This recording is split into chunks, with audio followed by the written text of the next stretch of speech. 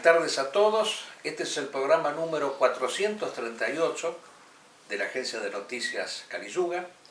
Hoy es 13 de septiembre del 2022. Me encuentro acá en vivo con el amigo Juan Manuel Garazalde, puesto que al haber superado la fase de la pandemia podemos juntarnos en un departamento para hacer el programa en vivo. Y hoy tenemos otro programa especial, porque contamos con la presencia de un importante economista argentino, de una línea totalmente distinta y opuesta, contrastante con la del sistema, del régimen liberal burgués y de la secuela marxista que conocemos habitualmente. Me refiero al licenciado Héctor Giuliano, que es una persona muy ducha y preparada en cuestiones económicas, egresado de la carrera de Economía Política, y al mismo tiempo ha sido asesor por lo que yo recuerdo, fue asesor parlamentario de un par de diputados o senadores. ¿No es cierto, Héctor? Pues yo lo conozco hace muchos años a Héctor, ¿no? En efecto, buenas tardes, Marco y Juan Manuel. Sí, estuve unos 14, 15 años como asesor en el Congreso, primero part-time, después full-time, sí, con el senador Abelín de San Juan primero, sí, y después con el senador y luego diputado Jorge Villaverde de la provincia de Buenos Aires, del PJ, del Partido Justicialista. Pero yo estuve como asesor técnico, no necesariamente revistaba en un compromiso político, más allá de la afinidad con los legisladores, ¿no? Exactamente. Qué lástima que no te hicieron caso, porque quizás las cosas... No, bueno, como asesor estaba para eso, para elaborar informes, para elaborar sugerencias, recomendaciones. Exactamente. Después, que mis propios jefes utilizasen o no esos argumentos era privativo de ellos. Exacto. Y, sin desviarme quizás del tema que vos me vas a convocar, sí, con una patología de base, que es una patología que afecta al sistema democrático parlamentario.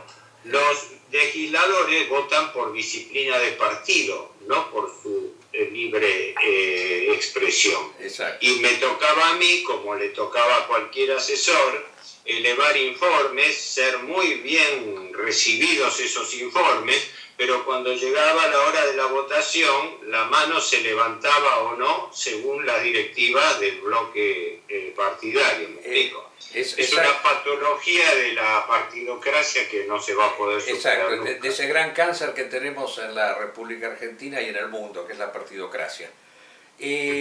Para entrar un poco en el tema, ¿no?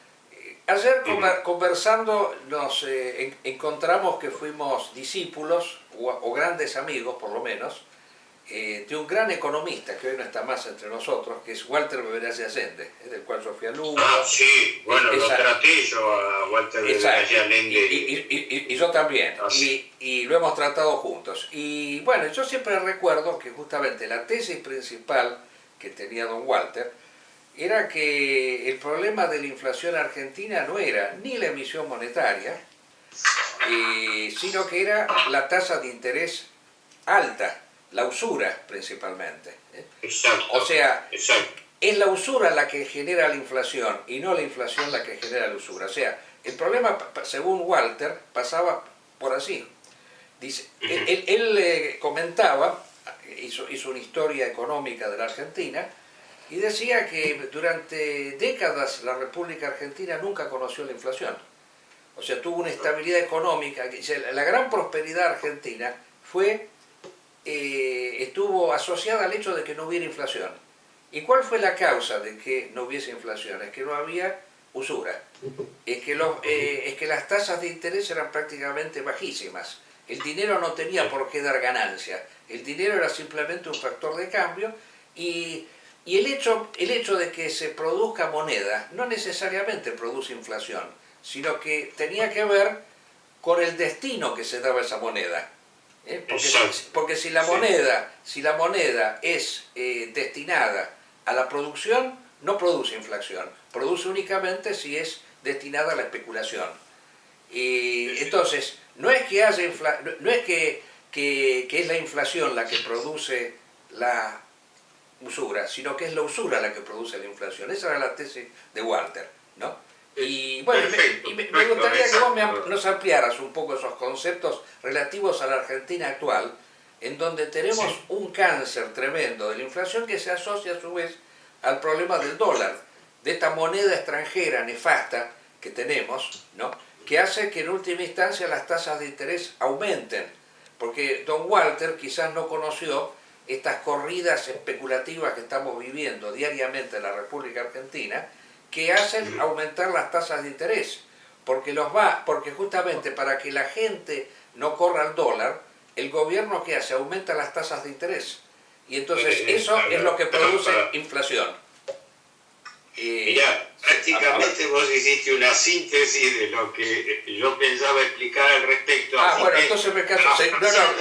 Yo lo dije de una manera muy, digamos así, No, por eso, de escolar. lo que vos Yo quiero que una especialista... tratando de explicarlo a los televidentes, quiero arrancar con algo muy importante. Hay un viejo proverbio que nosotros conocemos que dice que el éxito más grande del demonio es habernos hecho creer que no existe. Exacto. Y con la usura precisamente pasa esto. Vos fíjate que la usura está ausente en todos los economistas del establishment, está ausente en todos los análisis de fondo de la economía y de los problemas del mundo y de la Argentina, cuando notable y paradójicamente es, como vos decías recién, es la causa de todos los problemas. Para esto hay que entender una diferencia fundamental. La gente confunde, porque no le explica, la gente no tiene la culpa, el hombre corriente no lo puede percibir, confunde finanzas y economía. Y son dos cosas diferentes, son dos mundos distintos. ¿Qué quiere decir? Cuando hablamos de economía nos referimos a los problemas de la economía física o real, aquellos problemas que tocan a la inversión, a la producción, a la comercialización de bienes y servicios, a lo que sería la economía tangible, a la economía del trabajo, de los servicios útiles, etc. Eso es la economía. La economía está para cubrir las necesidades del hombre, no para distorsionar su apreciación de consumo. En cambio, cuando hablamos de la finanza, nos referimos a la ganancia que se obtiene por operaciones de dinero libre, dinero propiamente, lo que se llama técnicamente inversión financiera autónoma, que para ponerlo en términos más claros, se ve en los derivados. ¿Qué son los derivados financieros? Instrumentos financieros que logran ganancia a costa de otros instrumentos financieros, que a su vez están vinculados y así en cadena. Entonces, este divorcio que se produce entre la economía y la finanza es el nudo de la cuestión económica de nuestra época. Por eso vos decías muy bien, y esto es de Veraggi puro, ¿no?, que yo siempre digo, el gran equívoco, el deliberado equívoco de los economistas, de gran parte de los economistas del establishment, es que atribuyen la emisión monetaria, por criterio monetarista desde ya, la atribuyen a la mera emisión de dinero. Y el gran error consiste en que la inflación, o sea, el aumento de los precios, no es causado por la mera emisión de dinero. No es el origen, sino es el destino del dinero el que determina el efecto inflacionario de la emisión monetaria. Repito para no ir muy rápido para los televidentes. El efecto financiero de la emisión monetaria, es decir, yo imprimo. Perfecto. Emitir en sí mismo no es ni bueno ni malo. Depende para qué emito. Exactamente. En este momento, por ejemplo, el Banco Central está emitiendo un piso, hace unos meses, este dato era de mayo-junio de este año.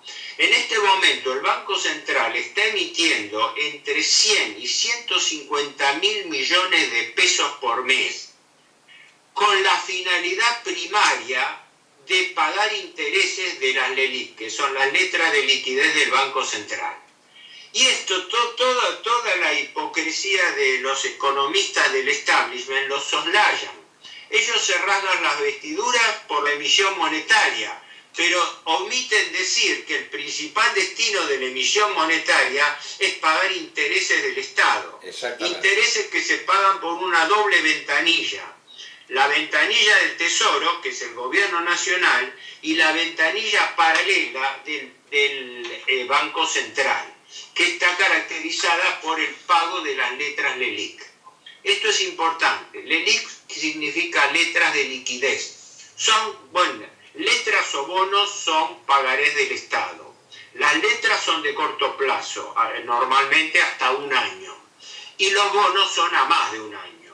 Pueden ser como el expresidente Macri, que llegó a colocar deuda a 100 años de plazo, lo cual es una aberración, ¿no? Pero eso se hizo y todavía fue ponderado. Fue ponderado porque el discurso del endeudamiento es: si nos prestan es porque nos tienen confianza. Entonces, si los acreedores nos tienen confianza, quiere decir que las cosas no van bien.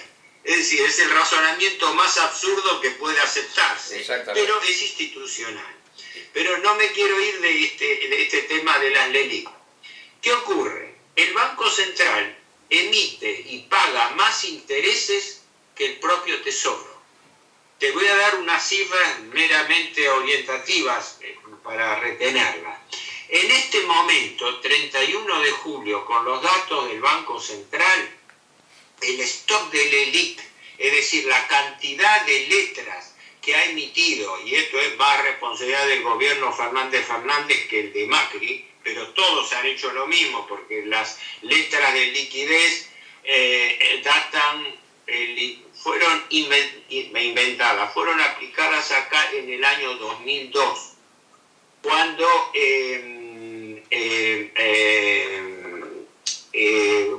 después de la convertibilidad se inauguraron las letras, entonces se llamaban LEBAC, ¿no? Letras del Banco Central.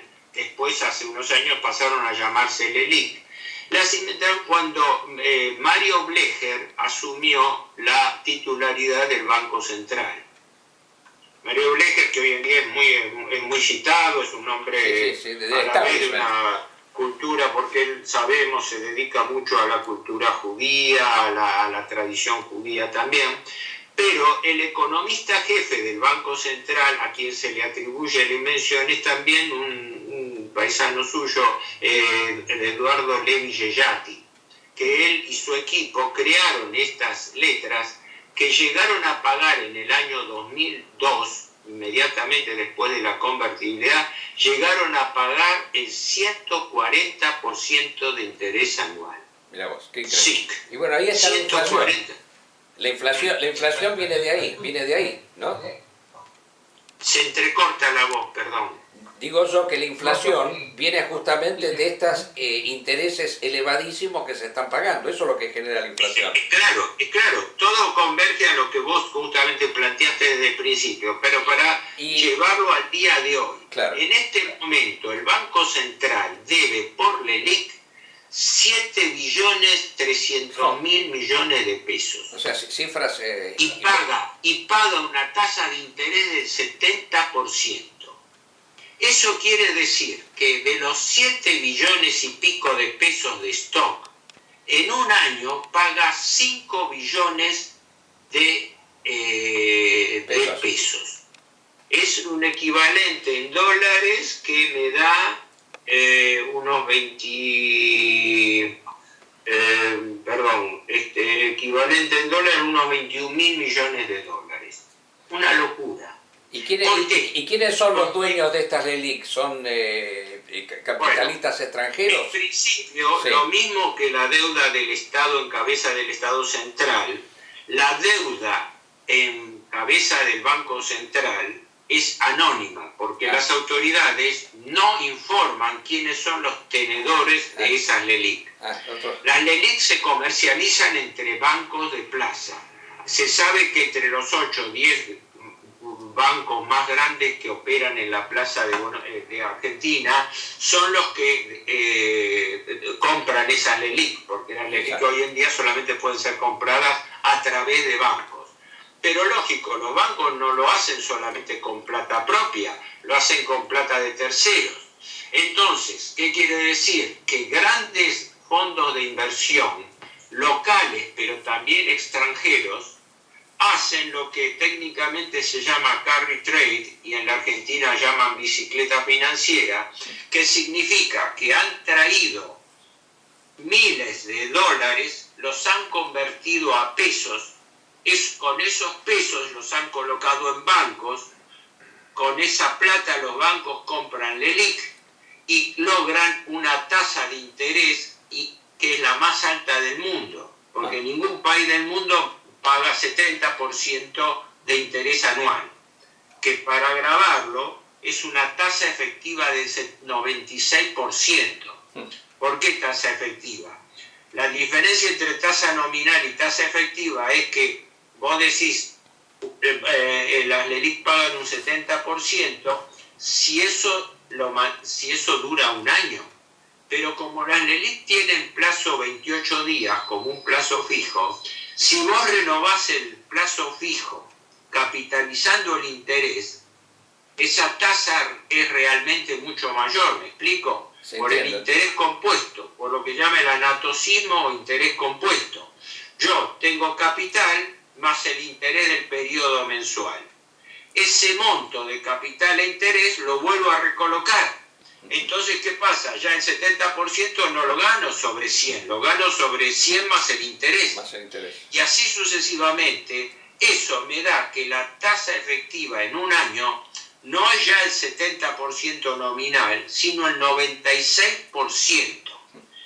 Y como esas son tasas que paga el Banco Central por su deuda, paralelamente el Tesoro Nacional está pagando por la suya, por la deuda del Tesoro Nacional, entre el 74 y el 77% de interés anual, lo cual quiere decir que en un año el Estado Central paga tantos intereses como capital. En este momento el gobierno argentino, el gobierno central, con fechas proyectadas al 31 de julio, debe 394.000 millones de dólares, casi 400.000. Según cómo se calcula el Producto Bruto, eso equivale al Producto Bruto del país en un año. Esa deuda es total y perfectamente impagable. ¿Por qué? ¿Cuánto le vence al país cada año en cabeza del Estado Central? Este año le caían al país, sin contar los 20.000 millones del Fondo Monetario, este año le caían a la Argentina a pagar 52.000 millones de dólares de capital y 10.000 de intereses. De capital no puede pagar un centavo, refinancia hasta el último centavo, es decir, vive refinanciando intereses porque está metido en una trampa de usura. Este es un concepto importante. Todo el mundo asocia que el usurero es alguien que actúa mal, que es malo, que es impietoso, pero que en el fondo tiene razón. La verdad, esa es la imagen que a veces se difunde gráficamente, diciendo, bueno, no, el pacta sunt servanda, los compromisos tienen que ser contraídos. Pero no es tan así. Cuando uno interpreta la realidad, se da cuenta que el trasfondo de la usura es mucho más profundo. Lo que verdaderamente quiere el prestamista usurero no es que el deudor le pueda devolver la deuda, sino al contrario, que no se la pueda devolver nunca, porque de esa manera el deudor queda eternamente pegado al compromiso de pago de los intereses. Y por eso en la Argentina y en el mundo los capitales no se pagan, se refinancian. ¿Y se refinancian a qué costa? A costa de pagar cada vez más interés. En economías, desnaturalizadas como la nuestra, que utiliza una economía bimonetaria, donde se admite la circulación de monedas extranjeras, lo cual es un disparate total. Peso, ¿no? Esto da lugar a un agravamiento terrible, que es el arbitraje entre el tipo de cambio y la tasa de interés. ¿Qué quiere decir? que como las letras de liquidez del Banco Central, lo mismo que las letras y bonos del Tesoro, vencen a plazos cada vez más cortos, es decir, el estrangulamiento de plazos es cada vez más estrecho, le deja menos margen de acción al gobierno. ¿Qué ocurre? Los acreedores se presentan en la ventanilla del Banco Central y le dicen algo muy simple: ¿me dan más tasa de interés o me voy al dólar? ¿Qué es lo que hicieron en junio? El actual golpe de Estado financiero que estamos viviendo, un golpe de Estado donde los capitales financieros atacan los intereses del Estado, esto se produjo porque en junio se retiraron abruptamente del mercado 1.100.000 millones de pesos, piloteados por dos fondos de inversión buitre norteamericanos, el PIMCO y el Templeton, que entraron bajo Macri, que bajo Macri hicieron sus negocios, aprovecharon lógicamente la caída de los títulos públicos, compraron títulos públicos a valor de bonos basura al 20% de su valor, y el actual gobierno Fernández, en agosto del 2020, se los reconoció a su valor nominal de 100.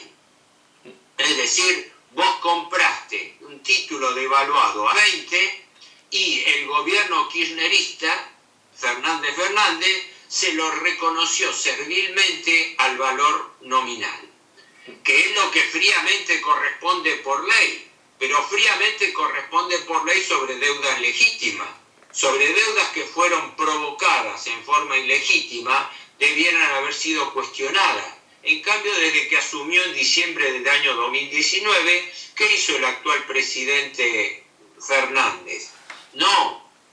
Dijo, nosotros no queremos incumplir nuestras obligaciones, nosotros queremos pagar, nosotros somos solventes, nosotros no queremos incurrir en default, que significa incumplimiento, cesación de pagos.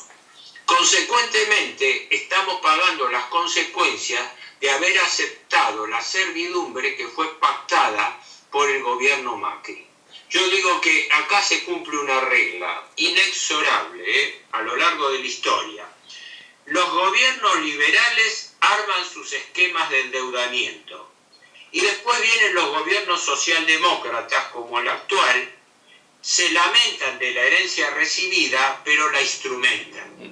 Por eso aceptaron la principal condición que le imponía el capital financiero y el Fondo Monetario Internacional, que es el auditor de los capitales financieros, porque la finalidad del Fondo Monetario no es ayudar a los países, es ayudar a los acreedores de los países, para que no sea cosa que los acreedores se queden sin cobrar. Entonces el fondo sale a prestarle para que el país deudor no le deje de pagar a sus acreedores usurarios. Sí, lo que nos estás contando nos deja, pero es que, ¿cómo te podría decir? Knockout, porque si bien nosotros lo sabíamos de algún modo, pero con los datos que nos das vos nos deja así estupefacto, y ver cómo incluso la gente considera, tú dijiste recién, el gobierno liberal, pensamos en Macri, que fue el anterior, en deuda, y el otro, el socialdemócrata, reconoce la deuda. Así que, en última instancia, el conflicto, esta famosa grieta de la cual se habla, es un verso, es un blef, porque son todos lo mismo, son dos caras de una misma moneda. Lo mismo que esta pseudo-oposición, este payasesco personaje de Milei, ahora Cavallo que vuelve a hablar, o sea, todos los tipos que han destruido la Argentina son los que aparecen como las personas que dan soluciones, ¿no? Y estas soluciones no existen si vienen del lado del sistema. Por eso a mí me interesaría, ya en la última parte del programa, porque el tiempo nos corre, que nos digas qué es lo que habría que hacer, según vos, para salir de todo esto. A ver, ¿qué nos sugieres? Muy difícil sintetizarlo, y además hay que partir de un supuesto. En economía todo se dice que la primera palabra de un economista, aunque yo no soy economista de profesión, no soy analista económico, que la primera palabra del economista es supongamos que. No, supongamos, pero supongamos que en algún momento exista en la la Argentina un gobierno nacional. Exacto. Es decir, un gobierno que defienda los intereses de la Argentina. Exactamente, a eso voy. ¿Qué tendría que hacer hipersintéticamente contado para vos y los espectadores en 2 minutos? Lógicamente, Sí. requeriría un programa No, desde ya, pero después en otro programa podemos ampliarlo. Para mí, tres cosas. La deuda pública tiene que ser considerada como lo que es, una verdadera hipótesis de conflicto. Conflicto existe cuando existen intereses contrapuestos y no se pueden solucionar racional o legalmente. Y en consecuencia hay que apelar a una política de poder, ¿no? O sea, no quiere decir que el conflicto lleve necesariamente a un conflicto bélico, aunque el conflicto bélico muchas veces es resultante del conflicto económico.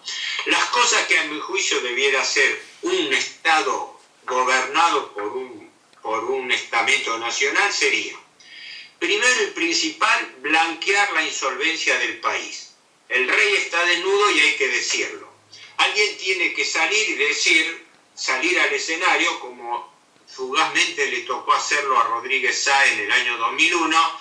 Señores, la Argentina no puede pagar. Para no seguir manteniendo la ficción de mentir diciendo que el país es solvente, cuando el país no tiene solvencia para pagarlo, ¿verdad? Es lo mismo que pongo el ejemplo. Cuando entró en quiebra Vicentín, nadie se extrañó de que cualquier entidad que entre en cesación de pagos blanquee su situación de pago ante los acreedores, que no significa repudio de la deuda ni desconocimiento a priori. Significa plantear la realidad, decir la verdad, que la Argentina no puede pagar, blanqueo de la insolvencia. Ese es el primer punto. El segundo punto, derivado del anterior, es el tanto más controvertible. Cuando alguien entra en cesación de pago, lo primero que hay que hacer es una auditoría de las acreencias, para ver si esas acreencias que se están reclamando y que no se pueden pagar, fueron contraídas legítimamente por el Estado. Que eso es lo que no quieren. Porque el día que se ponga el dedo en la llaga, por eso la famosa causa Olmos, que terminó en la nada, por eso la causa Olmos 2, que hace 22 años que se está tramitando y cajoneando por la justicia, porque acá hay que decir las cosas crudamente, es una complicidad de los 3 poderes del Estado. El Poder Ejecutivo, que contrae las deudas, el Congreso, que se las convalida, como le convalidó servilmente toda la partidocracia con representación parlamentaria, el acuerdo con el Fondo Monetario que firmó Macri. Más servilismo imposible, porque convalidó el acuerdo Macri y le sacó las castañas al fuego al Fondo Monetario, que había emitido un préstamo irregular. Entonces, el primer punto, dijimos, es blanqueo de la insolvencia. El segundo punto es auditoría de la legitimidad de la deuda. Y el tercer punto es determinación de responsabilidades, porque si no estamos hablando de delitos y no de delincuentes, ¿verdad? Es la patología argentina. Acá hay delitos pero no hay delincuentes, como dice, nadie va preso. Y cuando va preso, vos fíjate la vuelta que hay que darle para intentar meter preso a una persona. Es el problema que veíamos en el programa anterior cuando tratábamos el tema del Perú, y veíamos la gran diferencia que había entre Perú y Argentina, en donde en el Perú todos los presidentes, si no están presos, están prófugos de la justicia. Y se pide, entonces, acá están todos libres. Con esto traté de contestar hiper sintéticamente. Desde ya que ha sido... insolvencia, ilegitimidad y responsabilidades. Perfecto. Recién ahí un gobierno va a poder llegar no a una solución, sino a replantear los términos de negociación de la deuda. Y ahí sí se va a plantear el principio de que el país no puede pagar más de lo que dé su crecimiento sobre la deuda legítima contraída. Exactamente. Si se llegara algún día a ese bueno, pero es importante saberlo, desde ya que se necesita un gobierno decente y otra clase política como la que no tenemos acá en la República Argentina. Bueno, Héctor, ha sido estupendo lo tuyo, desde ya que esperamos contar con tu presencia en otro programa, porque evidentemente eres una persona Yo diría de los que existen acá en la Argentina, de una línea nacional, eres la persona que más sabe de economía.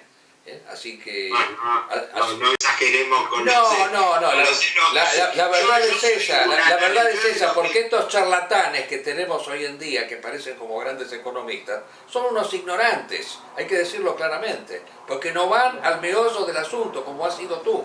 Lo principal de tu exposición es haber ido al meollo del asunto, haber demostrado que esta deuda es una estafa, es el producto de una acción delictiva realizada en contra de la República Argentina. Así que el que tiene el coraje de decirlo, el economista que tiene el coraje de decirlo, bueno, desde ya, los medios lo mantienen en silencio.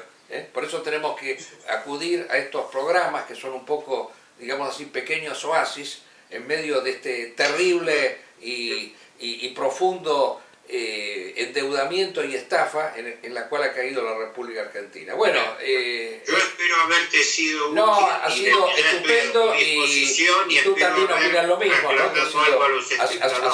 Ha sido algo sumamente lúcido. Bueno, muchísimas gracias y nos veremos en otra oportunidad.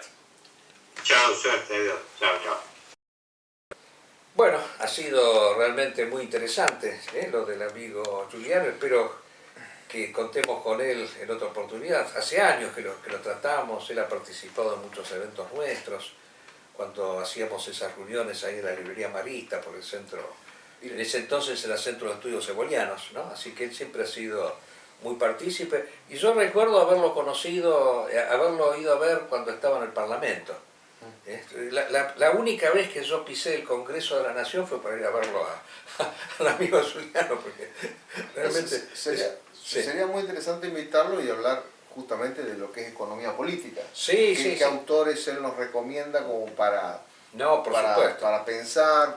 Porque, como bien dice, él habló de esas 3 propuestas.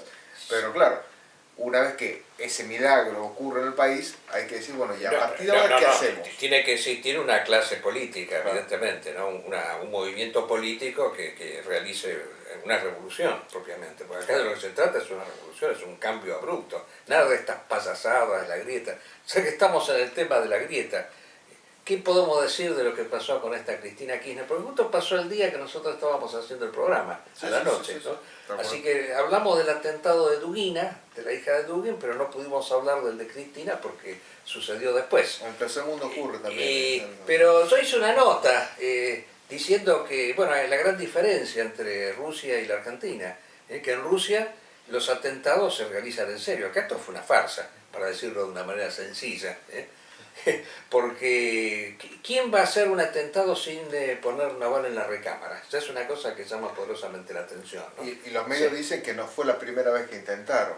Exacto, que ya se habían entrenado y todo lo demás. Entonces, evidente, ¿no?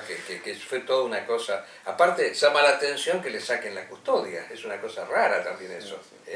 Porque la custodia siempre tiene que estar, porque siempre, aunque no haya un atentado planificado, siempre puede existir un loco, un demente que puede efectuar un atentado, que pareciera ser el caso de esta gente, por más que se estén esmerando en querer demostrar que fue una cosa planificada, pero aunque haya sido planificado eran tipos delirantes, gente enferma que no estaba en su sano juicio, porque yo creo que lo peor, el mejor favor que se le ha podido hacer a esta gente ha sido hacerle este famoso atentado, porque estos movimientos populistas se motorizan a través de estos hechos sentimentales, estas pseudo persecuciones. Por ejemplo, yo me acuerdo cuando se le murió el marido a Cristina Kirchner, eso fue un repunte en las encuestas. Cuando a Menem se le muere el hijo, también. Bueno, ni bien aconteció esto, el kirchnerismo fue contra los medios en este momento, y puntualmente los periodistas que durante años se han dedicado a criticar al movimiento peronista, ¿no? Exactamente. Bueno, pero yo insisto en lo que decíamos recién brevemente con lo de en la charla con... me disculpa, mientras esa grieta se sigue manifestando, hoy tenemos como ministro de Economía a Sergio Massa, que ha implementado políticas de corte totalmente neoliberal. Pero por supuesto, si Massa viene de la Unión, de la UCD de Alzogaray. O sea, lo primero que ha hecho es hacer que el país exporte para que el Estado recaude. Exactamente. Y encareciendo los productos argentinos, porque con estas exportaciones, en este momento va a subir las cuestiones de la harina, va a subir, o sea, el tema de los cereales, el aceite, va a empezar a subir todo. O sea, los perjudicados de esta política de masa son directa y exclusivamente el pueblo argentino.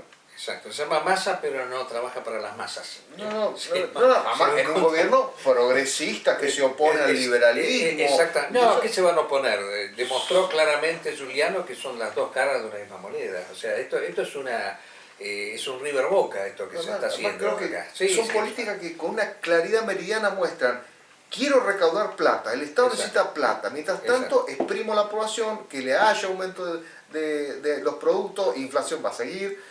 O sea, ¿qué peor se puede esperar? Por lo único que quieren es plata, ¿para qué? Por lo que decía Giuliano, para pagar la deuda externa y para seguir con los planes sociales. Exactamente. Bueno, mucho más no conviene, no vale la pena insistir sobre la realidad argentina, porque ya con la contundente exposición de Giuliano creo que ha quedado todo en claro, ¿no? ¿Qué podemos decir de lo que está pasando en Rusia, actualmente en Ucrania, mejor dicho, y por extensión en Rusia? Porque yo te digo lo que percibo actualmente.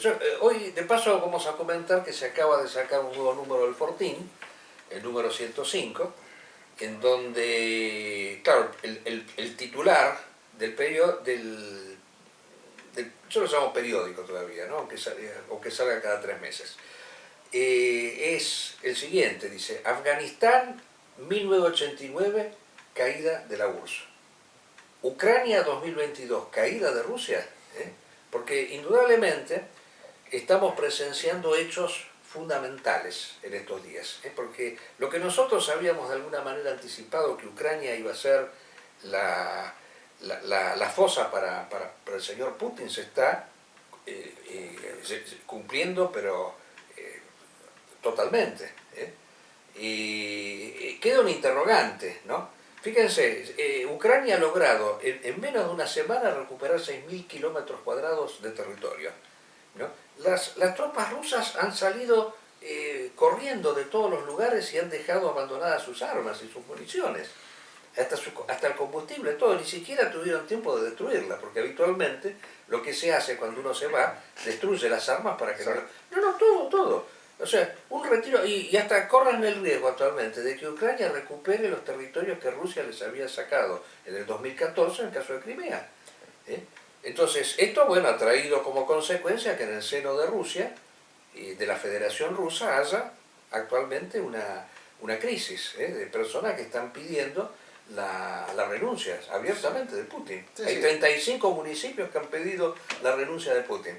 Eso es fundamental. Ahora, creo que también el nivel de la tropa del ejército ruso está en su peor momento. En su peor momento, no convocan a la movilización general, al servicio militar obligatorio, porque la población no le va a responder.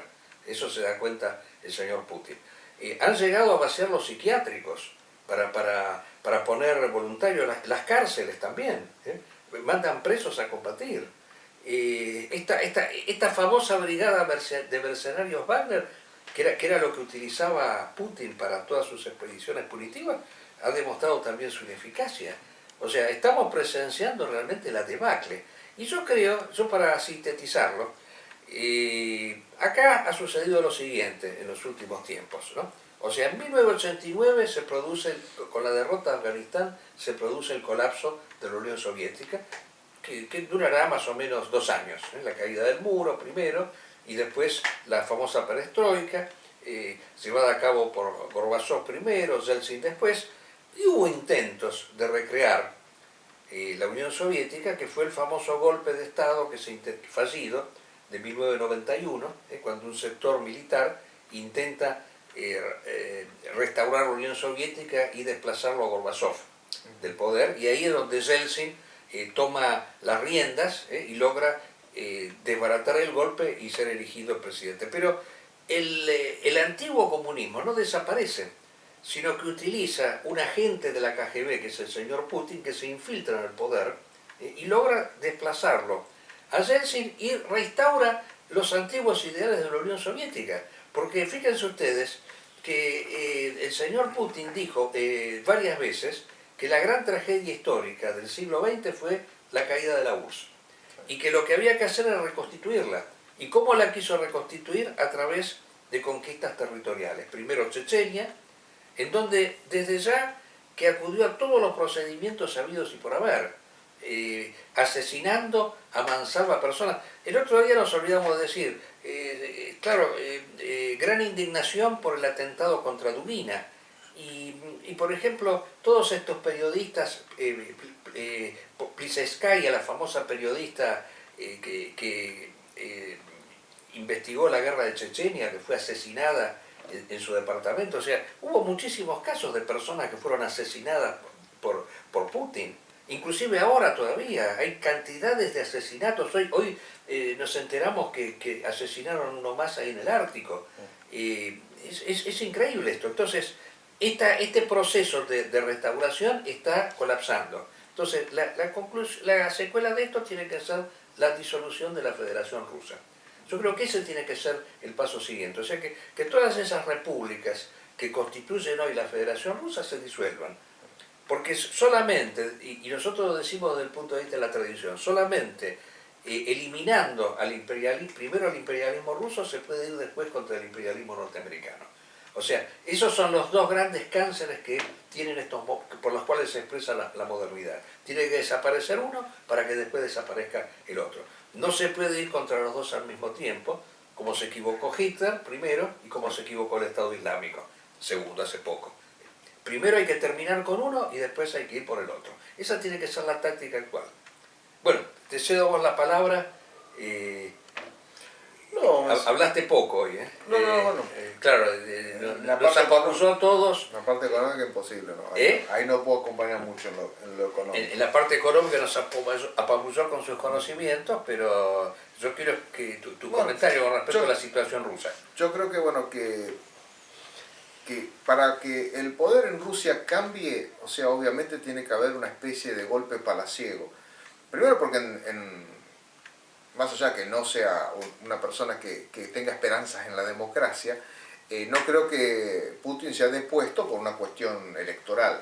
Me parece que no, porque tampoco está hecho el sistema para que sea así, de esa manera. Pero creo que todas las voces que van a surgir en Rusia van a ser muy fuertes. Hace poco, en materia religiosa, se hizo la reunión del Consejo Mundial de Iglesias y estaban todos dudando si le invitaban a Rusia o no. Entonces las autoridades del Consejo Mundial de Iglesias dijeron, no, vamos a invitarlo y dejamos abierto el micrófono a cada una tradición para que digan qué es lo que opinan de la situación. Y fue casi unánime la crítica al patriarcado de Moscú y cuando le tocó hablar ahí no dijo absolutamente nada, ni se refirió a las críticas. Era como diciendo, la religión rusa está perfecta, la ortodoxia está perfecta en Rusia, no está pasando nada. Esto es lo que decía Cirilo. Esto es lo que decía el representante de Cirilo. El representante de Cirilo. Y hará 2 o 3 días la iglesia ortodoxa de Letonia se separó definitivamente de la iglesia ortodoxa rusa. Bueno, está bien eso. O sea, quiere decir que empieza por la iglesia y después se sigue por el Estado. O sea, la iglesia es un factor fundamental de lo que es la pantalla del gobierno de Putin. Exacto, porque Putin hace lo mismo que hizo Stalin en su momento, cuando generó una iglesia adepta. Pero hay una diferencia que eso yo nunca lo tenía en cuenta, pero sí lo escuché después de algunos especialistas en Rusia, que por más que la iglesia rusa muestre ese esplendor religioso que hay, no es tan así realmente lo que está pasando en Rusia a nivel religioso. O sea, la ex Unión Soviética dejó muchísima gente sin interés en la religión. Muchísima gente. Acá creo que las cámaras nos ofrecen una idea de que está todo bien, de que ha reflotado toda la piedad y el aprecio a la iglesia ortodoxa, pero según algunas personas que están ahí, no es así. O sea, es más un bluff. Pero necesitan tener de pie ese pilar fundamental que Putin utilizó muy bien y muy inteligentemente para mantener una cohesión de las repúblicas, de las ex repúblicas soviéticas. Piensen que desde que se conformó, después de la caída de la Unión Soviética, eran 15 repúblicas. 3 inmediatamente no se incorporaron a la comunidad de estados independientes: Letonia, Lituania y Lituania. Claro. Ninguna de las 3. Luego se iba a separar Georgia por la guerra de la guerra de Osetia del Sur, se hubiera separado Chechenia, se hubiesen ganado la guerra, pero los aplastaron. Luego fue otro país, ahora no me acuerdo bien, Kurmekistán creo que se llama, que se separó también a fines de la década de la década del 10, digamos del 2010, y Ucrania fue la última, en el 2014. O sea, a poco se van separando, pero claro, la que más resonó a nivel internacional fue la de Ucrania, porque Rusia late con 3 pulmones, Rusia, Bielorrusia y Ucrania. Exacto, sí, así, indudablemente esto ha sido una sorpresa para el señor Putin. Lo que menos esperaba, él pensaba que todo iba a ir fenómeno como fue en todas las otras Él esperaba invasiones. que un mismo golpe palaciego lo sacara a la autoridad ucraniana. Él estaba convencido de que este tipo era un actor de varieté, y que iba a ser fácil sacarlo, y resultó ser todo un Napoleón Bonaparte. Sí. En fin, bueno, vamos a esperar. Yo el único miedo que tengo, eso lo tengo que decir, El mundo entero. y el mundo entero lo tiene, de que este señor Putin en un acto de desesperación no acuda a un instrumento nuclear, no haga estallar esta central atómica de Zaporilla, no lance alguna bomba atómica, qué sé yo, no sé. Estoy esperando que uno de sus principales aliados, que es Lukashenko, decida qué va a hacer en Bielorrusia. Lukashenko tiene tropas, Exacto. pero sé que no las ha utilizado, si las ha ha utilizado las ha pasado por otro lado, pero no atacó desde Bielorrusia. Debe querer mantenerse en el poder, evidentemente. Y claro, no se querrá comprometer porque demasiado. una vez caído Putin, la segunda dictadura, diríamos, o gobierno así eterno que hay en la ex República Soviética, es el Lukashenko, que gobierna desde 1994. Exactamente. Bueno, vamos a esperar los próximos acontecimientos y damos por terminado el programa.